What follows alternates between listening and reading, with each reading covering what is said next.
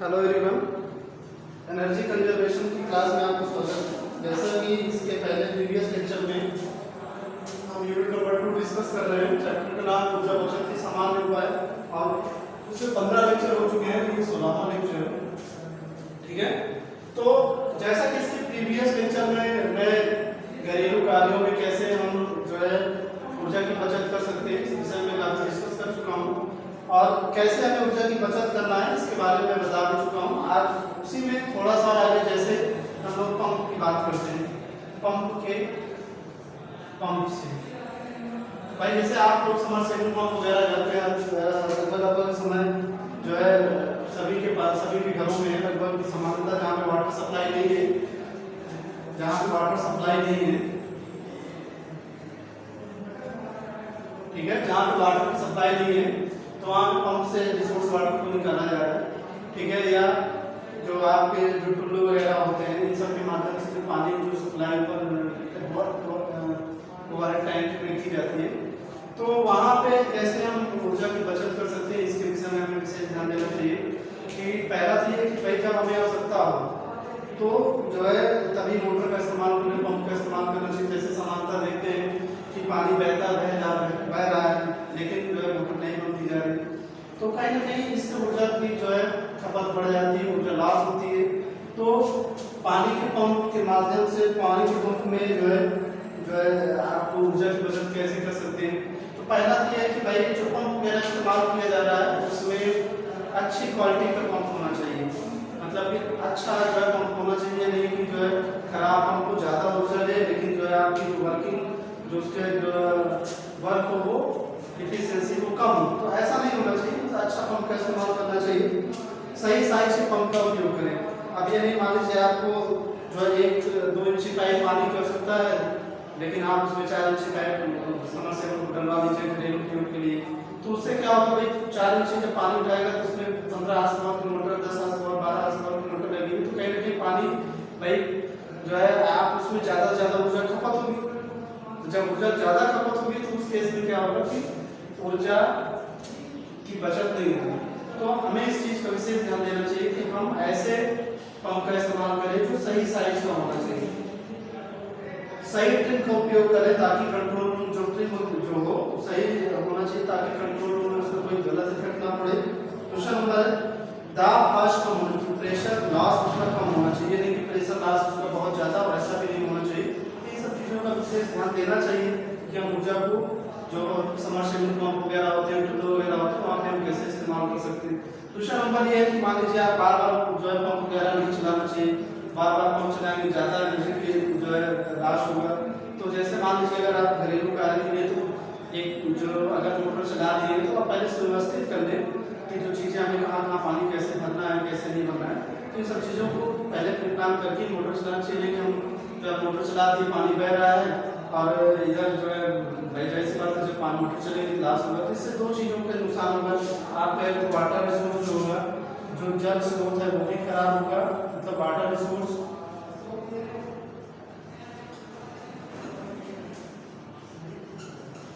जो water resource होगा वो भी खराब होगा। तो और दूसरा नंबर आपकी जो ऊर्जा है वो भी लॉस हो रही है, चाहे वो इलेक्ट्रिकल एनर्जी हो चाहे जो भी ऊर्जा आप इस्तेमाल कर रहे हैं, मेनली इलेक्ट्रिकल एनर्जी इस्तेमाल करते हैं तो वो भी लॉस हो रही है। इस चीज़ को विशेष ध्यान देना चाहिए कि जो पानी जो पंप है उसको हमें सुनियोजित तरीके से चलाना चाहिए, नहीं कि जो है पानी हमें एक जगह चाहिए तो हम जाके मोटर चला दें, ऐसा भी नहीं, उसके सुनियोजित तरीके से चलाना चाहिए। अनावश्यक उपयोग जिसको हम लोग कहते हैं अनावश्यक उपयोग नहीं करना चाहिए कि आवश्यकता नहीं पड़ी मोटर चला दी सब चल रहा है। अधिक दक्षता वाले पंप का उपयोग करना चाहिए जो जिसकी इफिशियंसी ज़्यादा हो, ऐसे पंप का इस्तेमाल करना चाहिए जिसकी इफिशियंसी क्या हो ज़्यादा हो, ऐसे पंप का हमें इस्तेमाल करना चाहिए। तो कहीं ना कहीं इन सब चीज़ों के माध्यम से हम ऊर्जा की बचत कर सकते हैं और जिसके कारण जैसे पंप वगैरह घर पे जो सप्लाई वगैरह की जाती है उसका प्रॉपर जो सही रूप से प्लान होना चाहिए, जिसके माध्यम से हम जो है इलेक्ट्रिकल एनर्जी की या ऊर्जा की बचत कर सकते हैं। नेक्स्ट है यातायात में। यातायात में कैसे हम ऊर्जा की बचत कर सकते हैं। यातायात में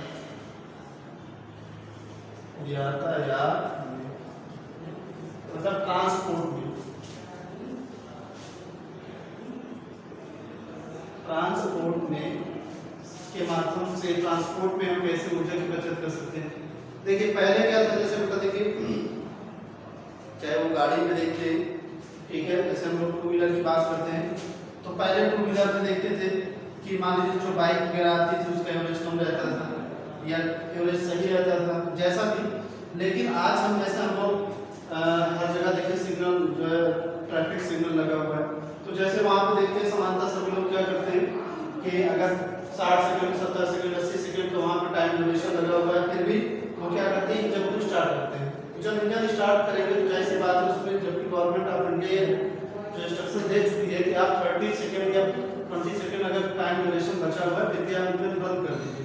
उससे क्या होगा, पहला तो पोल्यूशन क्रिएट नहीं होगा, पहला क्या है पोल्यूशन क्रिएट नहीं होगा, दूसरा क्या है आपकी जो फ्यूल है या एनर्जी वो क्या होगी सेव होगी।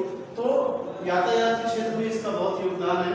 ये मतलब इस चीज को बहुत बारीकी समझना चाहिए कि भाई जैसे आप इंजन वगैरह जो भी आप ट्रांसपोर्ट में यूज कर रहे हैं, इंजन वगैरह चाहे मोटरसाइकिल हो चाहे फोर व्हीलर हो चाहे हैवी ट्रक्स वगैरह छोटा हो, तो आप यूज न होने पर उसको अनावश्यक नहीं चलाना चाहिए। दूसरा नंबर एक एवरेज स्पीड में चलना चाहिए। जैसे हर गाड़ी की एक एवरेज स्पीड होती है, मतलब 35 से मतलब 35 से लेकर 50 के बीच में ही गाड़ी की स्पीड लेना चाहिए, जिसके कारण फ्यूल क्या होता है कम जो है खपत होती है, कम कंज्यूम करता है, जिसके कारण एवरेज आपकी गाड़ी का सही रहता है। समय समय पर गाड़ी की रिपेयरिंग अच्छे करते रहना चाहिए। और दूसरा नंबर है जैसे टायरों में हवा का भी विशेष ध्यान रखना चाहिए कि अगर टायर में हवा कम रहेगी तो जैसे बात है गाड़ी दबकर चलेगी, और जब दबकर चलेगी तो फ्यूल की जो खपत होती है वो बढ़ जाएगी। तो इस माध्यम से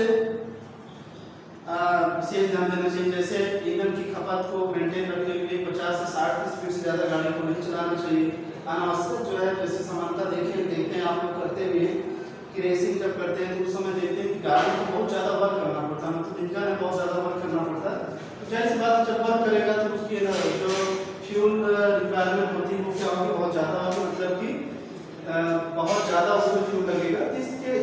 ये सब चीज़ों से बचना चाहिए कि और गाड़ी को मतलब समांतर तीसरे चौथे गियर पर भी चलाना चाहिए। नहीं कि मान लीजिए आप 30 स्पीड से गाड़ी चला रहे हैं तो पहले गियर से चलाएं, तो ऐसा नहीं, पहले गियर से गाड़ी चलाएंगे तो उससे क्या होगा कि ऊर्जा की खपत बढ़ जाएगी, मतलब ईंधन की खपत बढ़ेगी, तो ऊर्जा की बचत नहीं होगी। तो ये सब चीज़ों का विशेष ध्यान रखना चाहिए। जैसे ईंधन खपत और बैटरी अवयव रोकने के लिए, मान लीजिए आप जो बैटरी रिक्शा वगैरह चल रहा है वहाँ पर भी इस चीज़ का विशेष ध्यान देना चाहिए कि भाई अगर हमें आवश्यक नहीं तो मोटर को बंद कर देना चाहिए तुरंत, जिसके कारण ऊर्जा की बचत की जा सकती है। आप मान लीजिए बहुत से ऐसे लोग क्या है, जैसे आपने ब्रेक लगाया, ब्रेक लगाने के बाद आपने क्या देखा कि जो गाड़ी है ये नहीं कि आप चौथे गियर में उसको जो है उठाइए, ऐसा नहीं है, स्पीड लीजिए। पहले गियर में जो है गाड़ी स्पीड लेना चाहिए, जिसके कारण ऊर्जा की बचत हो। भाई जब तीसरे चौथे में आप गाड़ी को उठाएंगे तेजी से तो बहुत ज़्यादा फ्यूल कंजप्शन होगी, फ्यूल रिक्वायरमेंट होगी, कंज्यूम करेगा। तो ये सब चीज़ों का विशेष ध्यान देना चाहिए। इस माध्यम से जो है क्या नाम है ऊर्जा की बचत की जा सकती है। और बहुत से ऐसे तरीके जैसा कि सभी लोग आप जानते हैं कि अपने दैनिक जीवन में ऊर्जा की बचत करने के तरह तरह के उपाय हैं, उनको विशेष फॉलो करना चाहिए और उनको लोगों को अवेयर भी करना चाहिए कि हम कैसे ऊर्जा की बचत करें। देखिए होता क्या है कि जैसे कहा जा रहा है कि जो ऊर्जा चाहे ऊर्जा हो चाहे जो नेचर हो उसको सेव कैसे करें। जैसे वाटर है, समानता हम लोग सोचते हैं पानी का भंडार तो बहुत ज़्यादा है, ठीक है, लेकिन कहा जाता है कि बहुत कम मात्रा में, मतलब 1.5 से 2-2.5% ही पानी हमारा सही है, या 4-5% जो भी कह लीजिए, इससे ज़्यादा पानी सेफ नहीं है। या तो वो पॉल्यूटेड हो चुका है या तो वो खारा हो चुका है। अभी तो आप लोगों ने सुना होगा पिछले 2-3 सालों में कि दक्षिण अफ्रीका का एक शहर है केप टाउन, जहाँ पे सोर्स वाटर कंप्लीटली खत्म हो चुका है। तो ऐसी स्थिति वहाँ पे बन चुकी है, भारत में भी ये स्थिति बन रही है। तो इन सब चीज़ों का विशेष ध्यान देना चाहिए कि हमें कैसे ऊर्जा की बचत की जा सके। भाई जैसी बात है ऊर्जा, भाई जैसे या तो फ्यूल से आप फ्यूल के माध्यम लेंगे, और सपोज इलेक्ट्रिकल एनर्जी भी आप जनरेट कर रहे हैं तो 2 ही मैंने बताया था इलेक्ट्रिकल एनर्जी को जनरेट करने के लिए, या तो फ्यूल या तो आपका न्यूक्लियर पावर प्लांट। आप फ्यूल के माध्यम से जैसे कोयला आपने कंबस्शन किया तो आप उसे जो है स्टीम जनरेट किए, स्टीम के माध्यम से आप टरबाइन पे गया तो वहाँ पर इलेक्ट्रिकल एनर्जी जनरेट हुई, तो कहीं ना कहीं फ्यूल वहाँ पर लग रहा है।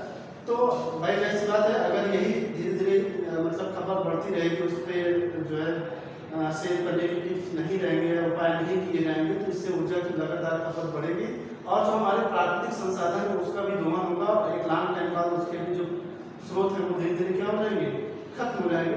तो इन सब चीज़ों का विशेष ध्यान देना चाहिए कि कैसे हम ऊर्जा की बचत करें, कैसे जो है हम समाज में अवेयर कर सकते हैं। तो इस चैप्टर या इस बुक में हमें यही समझना है और यही लोगों को भी समझाना है कि हम ऊर्जा की बचत कैसे कर सकते हैं। कि जैसे हम लोग समानता देखते हैं, घर पे बल्ब जल रहा है तो जल नहीं दे रहे हैं, हीटर लगा हुआ है गर्म हो रहा है गर्म होने दे रहे हैं, पंप चल रहा है हमें आवश्यकता नहीं है फिर भी वो पंप चल रहा है, कंटिन्यू चलता ही जा रहा है। तो इससे क्या होता है कि ऊर्जा की जो है लॉस होती है, ऊर्जा की खपत बढ़ रही है। बढ़ने का मतलब ये नहीं कि लॉस नहीं होनी चाहिए ऊर्जा, अब ये नहीं कि जो है उसका दोहन नहीं होना चाहिए। और दोहन रोकने के लिए ही आपको ये सब इंजन एनर्जी कंजर्वेशन सब्जेक्ट है, इसके बारे में इसीलिए पढ़ाया भी जा रहा है कि हम कैसे ऊर्जा की बचत करें। भाई जैसे आप सिविल मैकेनिकल इलेक्ट्रिकल है, तीनों ब्रांच बहुत ही इंपॉर्टेंट है, इस सब्जेक्ट में बहुत ही इंपॉर्टेंट है कि कैसे हम ऊर्जा की बचत करें। सपोज दैट जैसे हम समानता देखते हैं गांव वगैरह में, तो वहाँ पे क्या होता है कि जैसे जो इंजन वगैरह होते हैं उसको रिपेयरिंग समय से नहीं कराते हैं, या जो बाइक होती है समय से रिपेयरिंग नहीं कराया जाता है तो उसका एवरेज बढ़ जाता है। तो इन सब चीज़ों का विशेष ध्यान देना चाहिए कि समय समय पर उसकी रिपेयरिंग किया जाए, जिसके माध्यम से हम ऊर्जा की बचत कर सकें। सपोज दैट मान लीजिए कोई बाइक है, आपने रिपेयरिंग कराया तो उसका एवरेज बढ़ जाता है, जब रिपेयरिंग नहीं कराएंगे तो उसका एवरेज क्या होता है, एक लॉन्ग टाइम ड्यूरेशन बाद फिक्स होता है कि इसके बाद उसमें जो लुब्रिकेंट्स हैं या जो मशीन है उसमें कुछ टूट फूट आ गई तो उसको समय समय पर उसको चेंज कराते रहना चाहिए, उसकी सर्विसिंग कराते रहना चाहिए, जिसके माध्यम से आप ऊर्जा की बचत कर सकें। बहुत से ऐसे रूट्स हैं, बहुत रूट हैं, आप लोग बहुत अच्छे जानते हैं, बहुत ज़्यादा मुझे इस संबंध में बताने की आवश्यकता नहीं है, बस मैं आपको थोड़ा सा इस हाईलाइटेड कर रहा हूँ कि इस पर कैसे हम ऊर्जा की बचत कर सकते हैं। तो नेक्स्ट जो चैप्टर आपको इसके बाद हमारा जो रहेगा नेक्स्ट चैप्टर रहेगा उसके बारे में डिस्कस करेंगे, ठीक है।